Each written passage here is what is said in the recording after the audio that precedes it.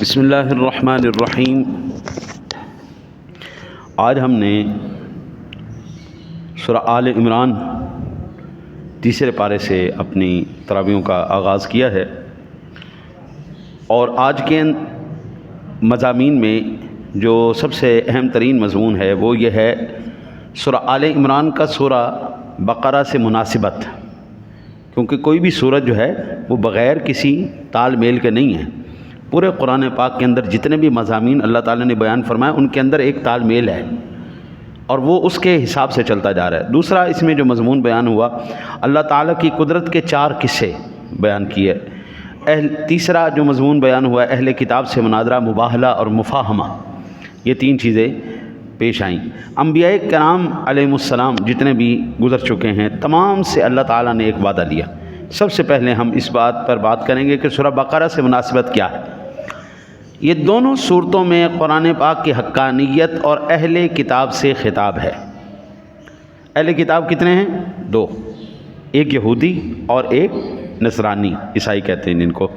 سورہ بقرہ میں اکثر خطاب یہود سے ہے، جبکہ آل عمران میں اکثر خطاب جو ہے وہ نصارہ سے ہے۔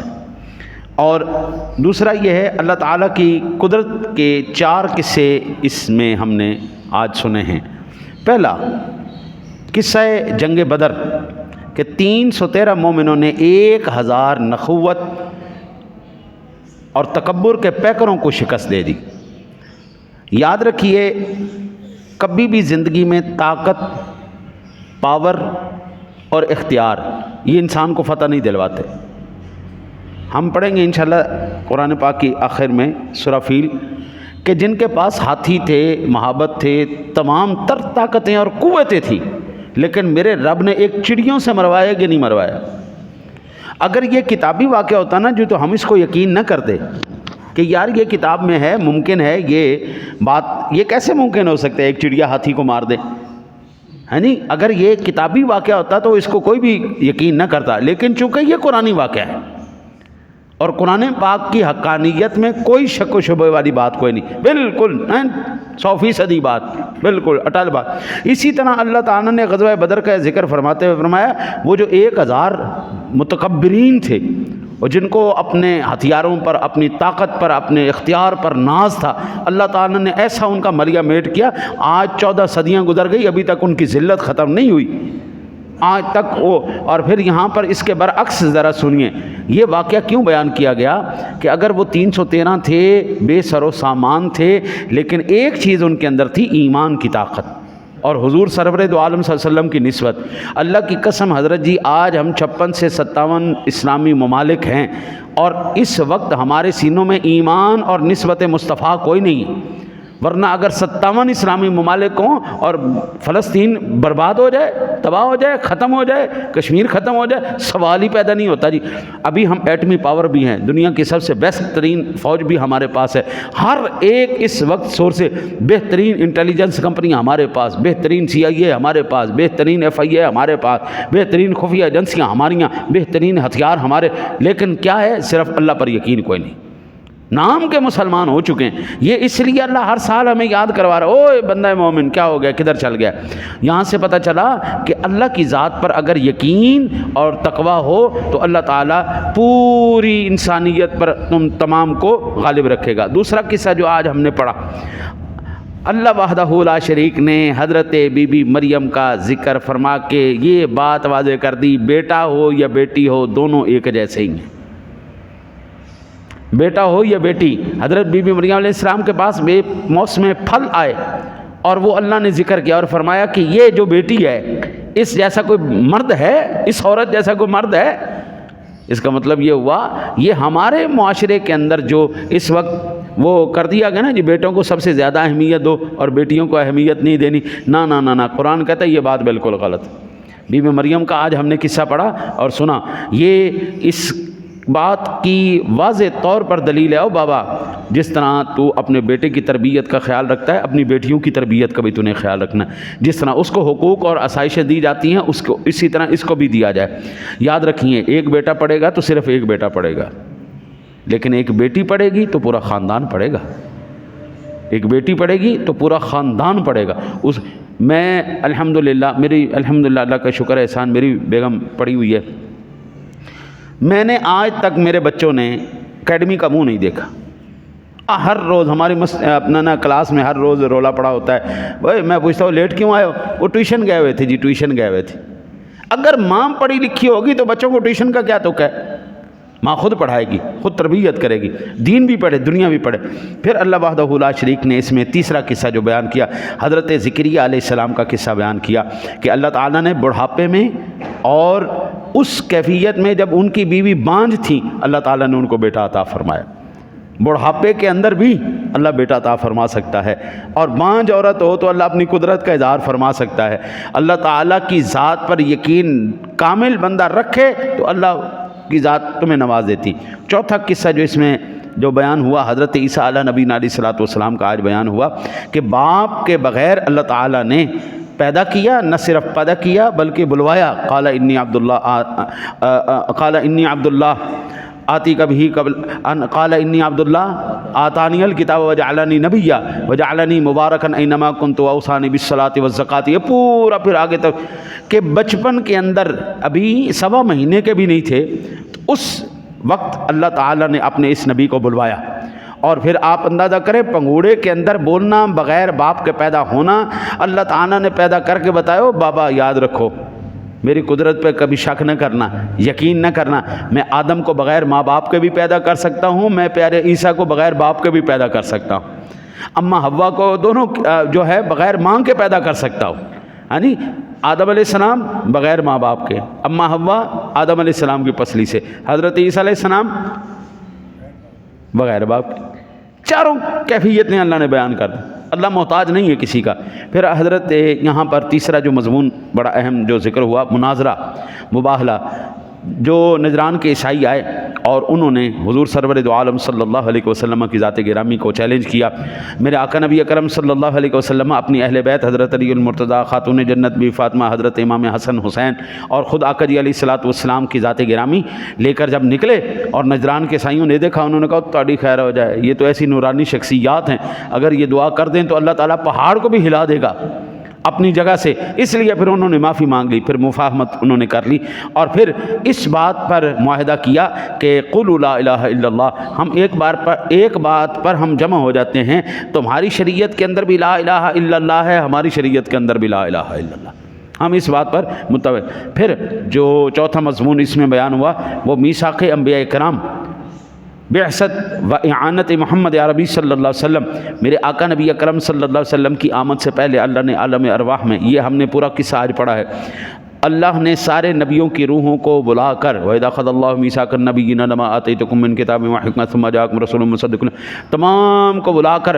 اللہ نے کہا ہاں بھائی سارے نبی ادھر آ جاؤ، سارے نبیوں کی روحیں آ جاؤ، حاضر یا اللہ میں تمہیں دنیا کے اندر بھیجوں گا، کتاب بھی دوں گا، حکمت بھی دوں گا، سارا کچھ دوں گا، لیکن اگر میرا نبی آ جائے تو پھر تم نے اپنی نبوتیں نہیں چمکانی، پھر اپنی امتوں کو لے کے الگ نہیں ٹیم بنا لینی، تم نے پھر کیا کرنا ہے؟ میرے سونے نبی کا کلمہ پڑھنا ہے، لَتُؤْمِنُنَّ بِهِ وَلَتَنْصُرُنَّهُ قَالَ أَأَقْرَرْتُمْ، اگر تمہاری امتیں بھی ہوں گی اس امت کو بھی میرے نبی کا کلمہ پڑھوانا ہے، میرے اس محمد عربی کا۔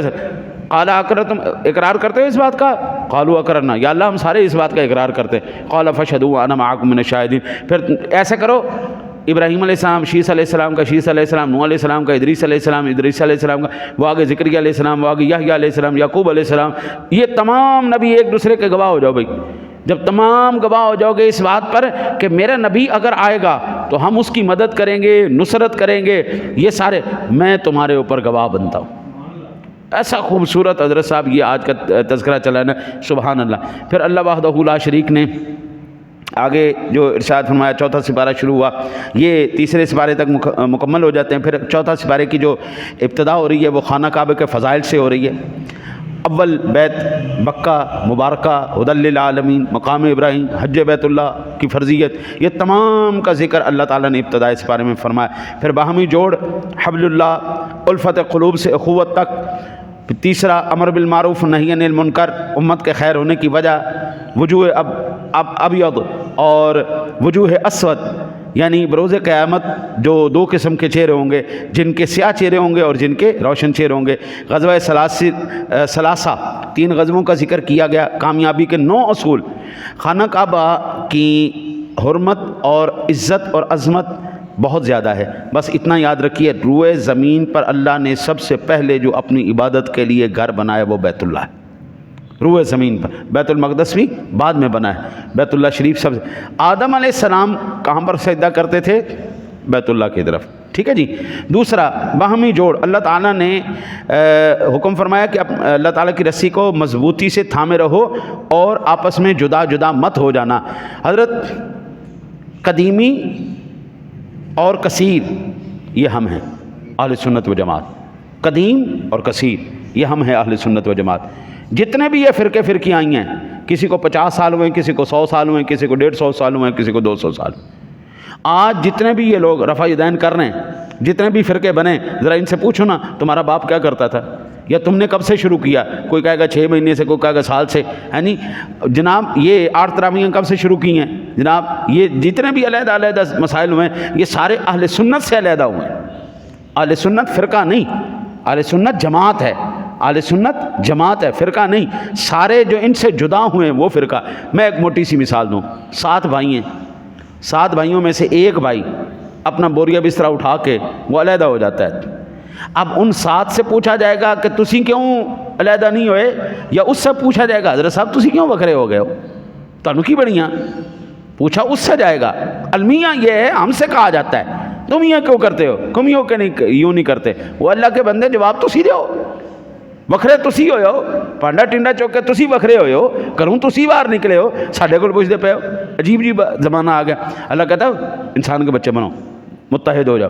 پھر اللہ وحدہ لا شریک نے امر بالمعروف نہی عن المنکر کا ذکر فرمایا کہ یہ امت سب سے بہترین امت ہے، کیونکہ یہ لوگ نیکی کی دعوت دیتے ہیں، برائی سے روکتے ہیں، بھلائی کا حکم دیتے ہیں، برائی سے روکتے ہیں، اور اللہ تعالیٰ پر ایمان رکھتے ہیں۔ پھر غزوہ ثلاثہ 3 غزوات کا ذکر ہوا، غزوہ بدر، غزوہ احد اور غزوہ حمراء الاسد، 3 غزوات کا ذکر ہوا۔ اور غیر مسلم کو ہمراز مت بناؤ۔ یہ بات جو اتنا خاص قرآن پاک نے جو واضح کی ہے نا، اللہ کے واسطے کسی غیر مسلم کو ہمراز نہیں بنانا۔ یہ حرام خور کبھی بھی تمہارے وفادار نہیں ہو سکتے۔ بعضهم اولیاء بعض، یہ ایک دوسرے کے تو یار ہو سکتے ہیں، مسلمان کا کبھی وفادار نہیں ہو سکتا۔ پھر اہل کتاب سے محبت مت رکھو، وہ اندرون خانہ تمہارے دشمن ہیں۔ تیسرا جو حکم فرمایا، صبر سے کام لیتے رہو۔ اچھا یہ جو ہے نا جی، یہ یوں کہہ لیں کہ میں اگر آپ کو کہوں کہ قرآن پاک نے ایک کامیاب انسان اور دنیا کے اندر جو کبھی بھی رسوا نہ ہو اس کا جو راز بتایا ہے، یہ قرآن ہی بتا سکتا ہے۔ 9 پوائنٹ بتائے قرآن نے۔ اگر آپ یہاں پر بیٹھے جتنے بھی حضرات ہیں یہ ان پوائنٹس پر نوٹ کر لیں گے، عمل کر لیں گے، قیامت تک نہ کوئی آپ کو دنیا میں رسوا کر سکتا ہے نہ آخرت میں کر۔ پہلا، غیر مسلم کو ہمراز نہیں بنانا، کسی بھی عیسائی یہودی کو ہمراز نہیں بنانا۔ دوسرا، اہل کتاب سے محبت نہیں رکھنی، محبت رکھنی مسلمانوں سے، وہ تمہارے دشمن ہیں۔ تیسرا، صبر سے کام لیتے رہو، اللہ پر بھروسہ کرو، صبر کرو، اللہ پہ بھروسہ کرو۔ اپنا چوتھا، تنگی اور خوشحالی میں اللہ کی راہ میں خرچ کرنا، اللہ زیادہ دے تو زیادہ کرو، اللہ تھوڑا دے تو تھوڑا کرو، لیکن کسی بھی حالت میں روکنا نہیں۔ اگر آپ نے ہاتھ روکا یاد رکھیں اللہ پھر آپ کا رزق روک دے گا۔ وہ اللہ حکم، ایک بندہ تھا وہ کہنے لگا کہ یار تو اللہ کا شکر ادا کریا کر۔ انہوں نے کہا میں شکر کی ادا کرا، غریب ہاں، روٹی بھی پوری نہیں ہوندی، اللہ سونا مینوں دیندا ہی کوئی نہیں تو میں کتے شکر ادا کرا۔ ایسا وقت آیا جناب اس کو روٹی کے لالے پڑ گئے، جو 3 ٹائم روٹی کھاتا تھا، کدی 2 دن بعد مل گئی، کدی 3 دن بعد۔ ایک بندے نے کہا اللہ کا شکر ادا کیا کر، انہوں نے کہا اس تو بعد میرے اتنے رب کی عذاب لے آئے گا۔ 2 3 دن بعد روٹی ملتی، وہ جناب جہے اندر کول کپڑے لتے سن وہ بھی پاٹ گئے۔ انہوں نے کہا ہوں تو شکر کر لے اللہ دے بندے، ہوں تو شکر کر۔ انہوں نے کہا ہوں کی شکر کرا، قمیض ہی پاٹ گئی، جہے کپڑے ایسے وہ بھی گئے۔ رب کریم نے ایکسیڈنٹ کیا جی، اس کی لات ہی ٹوٹ گئی۔ انہوں نے کہا ہوں بھی شکر کر لے، ہوں کہنا ہوں تو لتاں بھی نہیں رہی، ہوں کا شکر کرا۔ ہاں جی، بعض بندوں کی فطرت میں ایسا ہوتا ہے وہ کبھی شکریہ ادا کرتے ہی نہیں، اور بعض بندوں کو میرا رب جہاں پر بھی رکھتا ہے وہ کہتے ہیں الحمدللہ، اللہ تیرا احسان، اللہ تیرا. اور خدا کی قسم اللہ کو یہ بات بڑی پسند ہے، جب اللہ کو کہا جاتا ہے نا یا اللہ تیرا شکر ہے، اللہ راضی ہو جاتا ہے، پھر اور عطا فرما. اچھا جی، پانچواں، اپنے غصے پہ کنٹرول کرنا، کامیاب ہو جاؤ گے دنیا کے اندر. چھٹا، درگزر کرو، معاف کر دو. ساتواں، حالات کیسے بھی ہوں مایوس نہیں ہونا. میرا رب ہمیشہ حالات کو، تلک الایام نداولها بین الناس، اللہ بدلتا رہتا ہے، کبھی سونے کبھی ماڑے، یعنی کبھی گرم کبھی ٹھنڈے، کبھی لمبے کبھی چھوٹے، یہ میرا رب کرتا رہتا ہے. اور آٹھواں، چوٹ لگا کر اور مصیبت کے ذریعے پرکھا جاتا ہے کہ کتنا ثابت. یہ بیٹھا وہ مسلمان اور اس پر مصیبتیں آزمائشیں نہ، یہ نہیں ہو سکتا. یہ جب میں گلاس لینے گیا تھا نا، یہ میں نے مسجد کے لیے گلاس لیے تھے، 100 گلاس لیے تھے، باقی بچوں نے توڑ دیے، ان کو 5-7 بچ گئے. میں نے ان کو ایسے ایسے چیک کیا تھا، میں نے ایسے چیک کیا تھا کہ اندر سے کہیں دھڑکا ہوا تو نہیں، اس کو ٹھونکے پڑے پھر یہ پاس ہوا. اللہ اسی طرح مومن کو کھڑکاتا ہے، پہلے روزی سے، بچوں سے، نوکری سے، گھر والوں سے، رشتہ داروں سے، پہلے ٹھوک بجا کے دیکھتا ہے. جب وہ وہاں پہ پورا ہو جائے پھر اللہ کہتا ہے ٹھیک ہے آجا بندہ. نویں، شریعت محمدی صلی اللہ علیہ وسلم پر ثابت قدم رہو، حضور کی محبت نہیں چھوڑنی. جب بھی آقا جی کا نام لینا ہے احترام کے ساتھ لینا. اکثر بندوں کو میں نے دیکھا کہتے جی محمد نے یہ کہا، محمد نے نہیں کہا صلی اللہ علیہ وسلم.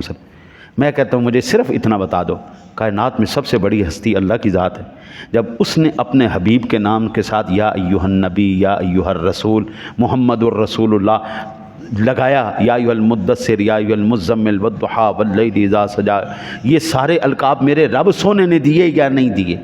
تو کیا آپ کی ذات اللہ سے بڑی ہے؟ جب اللہ اپنے حبیب کو القاب کے ساتھ بلا رہا ہے، عزت کے ساتھ، حضرت صاحب، جناب، محترم، نبی، رسول، میرا سونا چادر اوڑھنے والا، سفید چادر اوڑھنے والا، کالی چادر اوڑھنے والا، سونے روشن چہرے والا، یعنی جب رب سونا اتنی عزت و احترام کے ساتھ بلا رہا ہے، اور تجھے بدبخت آدمی کس نے کہا تو بے ادبی کے ساتھ نام لے؟ اگر جی انی عزت کرو جنی بڑے برادری کری دی ہے، میں کہنا پھر رب کو سیکھو عزت کرنا. دعا کرو اللہ تعالیٰ آپ کو مجھے حضور کی سچی محبت نصیب فرمائے. اللہم صلی علی سیدنا